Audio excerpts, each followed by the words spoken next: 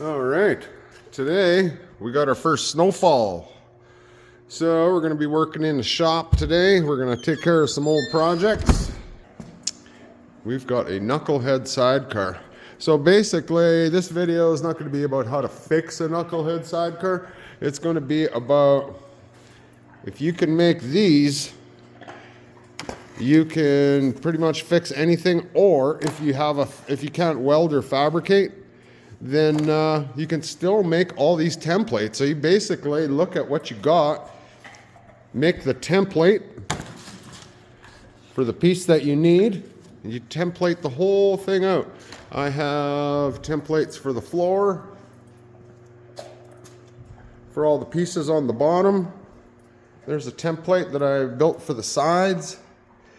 So even by doing that, if you cannot weld and fabricate, if you can make good templates and bring it to somebody that can fabricate, you're gonna save yourself 50% of the cost, because they're just gonna copy your templates and get the pieces, cut them out, or assemble them. It's like that took a long time just to template that stuff, but well worth it.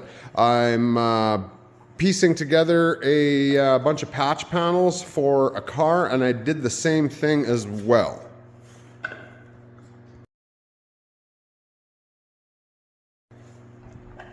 Yeah, so these are the templates, and then I take the templates, and these are the pieces that I've cut out using my templates. And now I'm just gonna go ahead and start shaping and forming and doing everything that I gotta do as far as the fabrication end of it goes. And yeah, I'll kind of post my progress as we go here and let you see that. But again, the most important part and time-consuming part is the templates.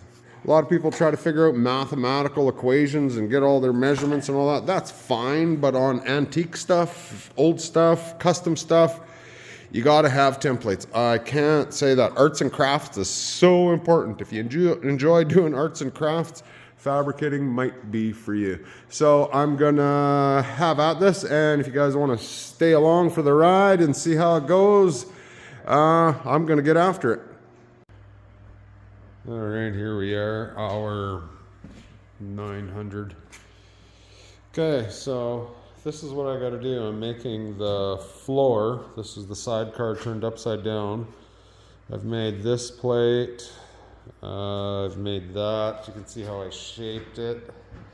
This here, I have to template with, I just make it out of cardboard off the original floor, and then I weld it all the way along. You can see that. And here I've stepped it. Got that set up. This is a super challenge, I tell you. So yeah, my dog's even whining because I'm whining. And yeah, so now I've got to shape the rest of this. Then I have to roll this to contour that. And then I have to trace this seam here. And then I have to cut a small lip cardboard template. And then I have to transfer that to a metal, cut that out, and then weld that lip on. It's just curved. I don't have a good enough shrinker stretcher to do a really bang up job on that.